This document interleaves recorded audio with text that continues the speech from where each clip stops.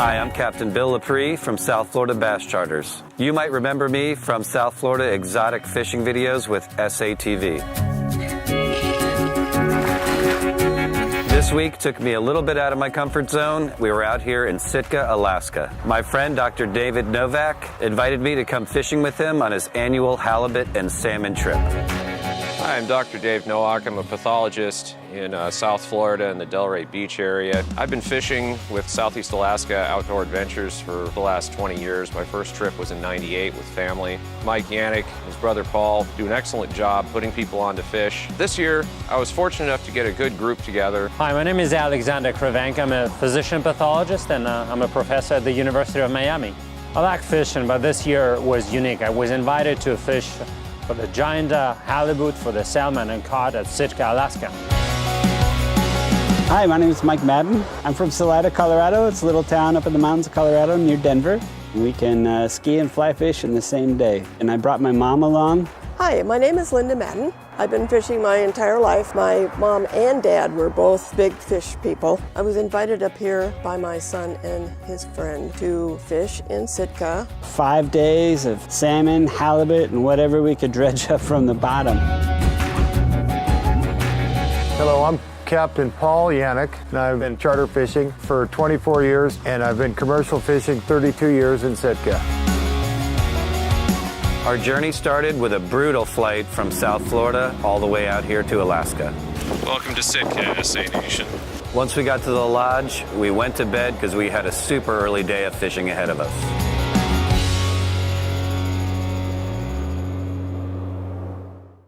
Day one started off pretty brutal with everybody throwing up, really rough seas, lots of difficult conditions. We still managed to catch almost our limit of salmon. I've never had problems on a boat being sick. Just doesn't happen. But this trip was another story. It was a little much, even for the seasoned people, such as myself. The waves were really huge, the winds were holy, and the rain is just hitting your face, a cold rain, and it was really difficult to just stand on your feet. We got into a lot of salmon, learned the mooching techniques and how that works. We caught a lot of fish, and we taught these guys how to reel down and catch cohos. Go ahead, drop down to 130.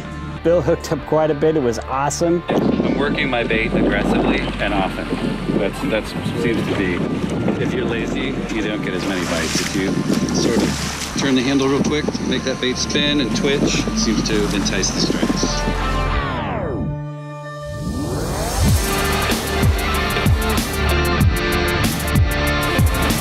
That's a coho, also known as a silver. And they usually have the best bite for aerial, and that looks like it's, yeah, local fish. It's starting to get slimy. So they're getting ready to go up the river. You see that hook right there? That's so he could dig up the gravel to make a nest for the That's cool. females. That's why they get the hook on their nose? Yeah. And what are these little parasites on his... That's sea lice. Little sea lice on him there?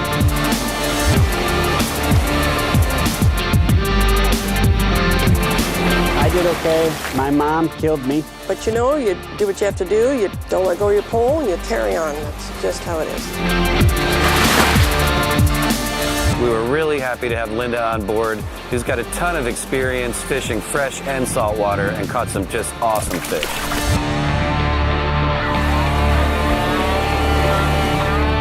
This is a full-grown rockfish.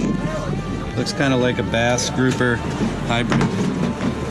Big mouth. It's about the size of 2 tacos. 2 tacos, that's what he says. He calls this a 2-taco rock bass. We were fortunate enough to load up on some black bass, and also Captain Bill managed to find a slot ling-cod. The ling-cod size slot this year is between 30 and 35 inches, so finding a ling-cod within that 5-inch spread is sort of like striking gold. We did consider going on the outside for halibut, but determined that, given that it's a 5-day trip, getting that beaten up probably wasn't going to be worth it on the first day. After day one, we kind of reevaluated our plan for the week, hoping for better conditions on day 2.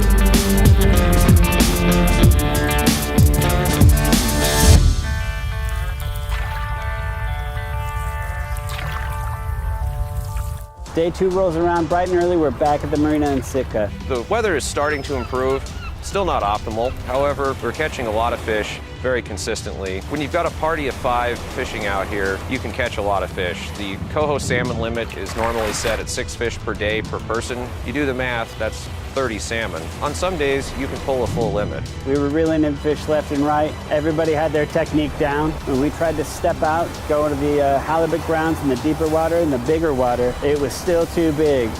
We actually turned around on the face of a wave, came back, saw some great scenery, picked up a few more salmon to end the day.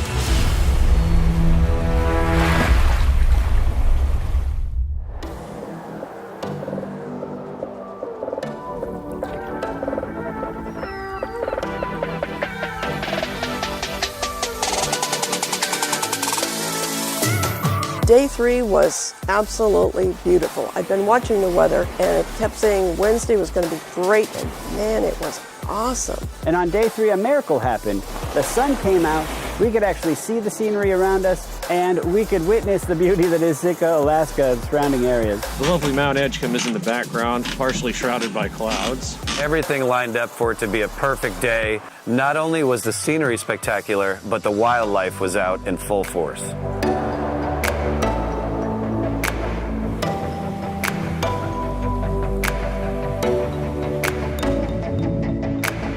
We made our way out to open water, and we got close to our salmon limit before noon. After some very successful salmon fishing, we decided to change it up and go out for halibut. So you can fish for halibut and salmon at the same time. While certain rods are on the bottom, other rods are still up top and working for the salmon. And the halibut fishing did not disappoint. We managed to get our halibut limit fairly quickly. Lots of good slot fish. The halibut slot is 38 inches or less, or 80 inches or greater. It's not only halibut, we were successful with salmon and rockfish, and it was a very, very productive experience. It's 37 and a half. Yeah, buddy. It's something heavy. He doesn't want to come up. It's probably a goldfish. Guessing maybe 2-3 pounds. We're fishing down almost 500 feet. We never know what we're going to get down there. We're only using 2 pounds of lead on these rods.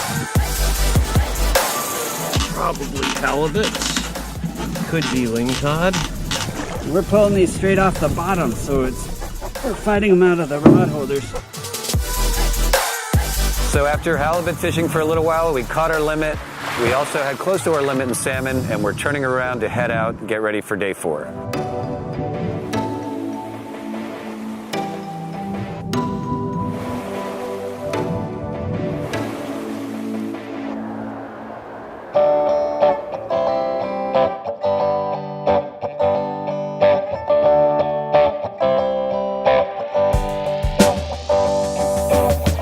Was getting more seasoned, and they were catching more every day and figuring out the intricacies of how to reel down and hook into the cohos. Everyone in our crew was really getting acclimated to these conditions. We kept our momentum going on Day 4, pretty much mirroring our catch from Day 3. Plenty of salmon and halibut. Yeah, so we'll ice all of the fish. They'll get down to about 29 degrees with the salt water and the ice. And they stay fresh. Better for home pack.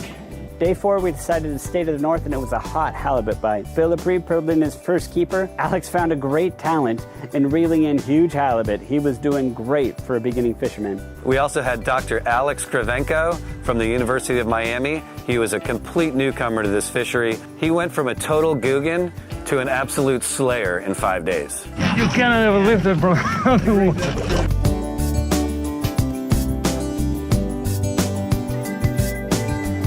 It's been an amazing experience. Big fish, very deep, and a lot of power, a lot of endurance needed to pull it out.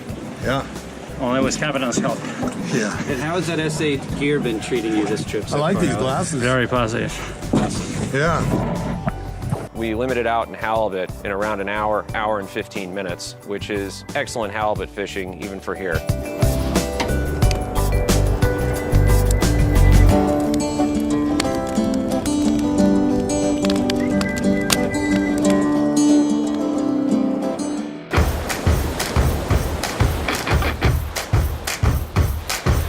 Day Day 5 was great. Everybody had a lot of energy. We got to the dock early. The weather was supposed to be a lot worse, and we got pounded on the way out. By day 5, everybody was acclimated and ready to charge offshore, even though we encountered some rough seas. Nothing was going to stop us from getting our day's limit of halibut.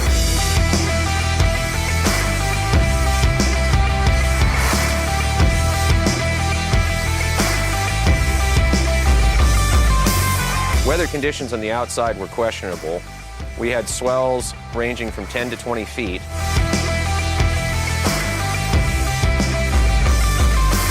So we got a steady bite on the halibut grounds, but a lot of them were yellow eye. Unfortunately, yellow eye went out of season August 1st. We had to throw them back using a deep water release system.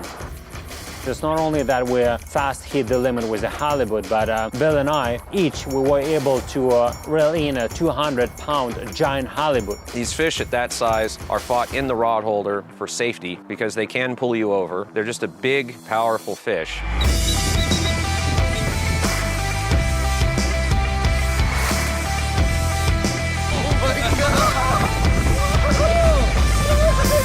These fish were not only prehistoric looking, their size was incredible. They were thick, full of power, just a crazy fight. We had to pull out the tape on this one. Unfortunately, despite its huge size, we had to let it go. Releasing those two fish helps the future of the fishery because every spring they're going to be making more halibut. But it shows that the fishery is very healthy. Yeah, you got the pole. Yeah, he broke the rod. On him. Oh, good job, Mike. The roundup at the end of the day, the catch totals were around 115 salmon, about 20 slot halibut, a couple slot ling-cod, and 20 to 25 black bass. In the trips that I've done here, this was one of the better catches that I have personally seen. The fishing was beyond great. It was epic. Fishing in Southeast Alaska is no easy trip, but is the fishing trip. If you consider yourself a good angler, this is where you come to test yourself. This is where the meat is at. We were lucky enough to have Captain Paul at the helm. He's got a great boat. He knows where the fish are, and he absolutely put us in the meat. I want to invite you all to come up to Alaska and check out our fishery here in Sitka. We're at Southeast Alaska Outdoor Adventures at seaadventures.com. Hey guys, we're back in South Florida. Hope you enjoyed episode 1. Make sure to check out episode 2 and 3. Make sure to check out safishing.com for deals on apparel from the Alaska series.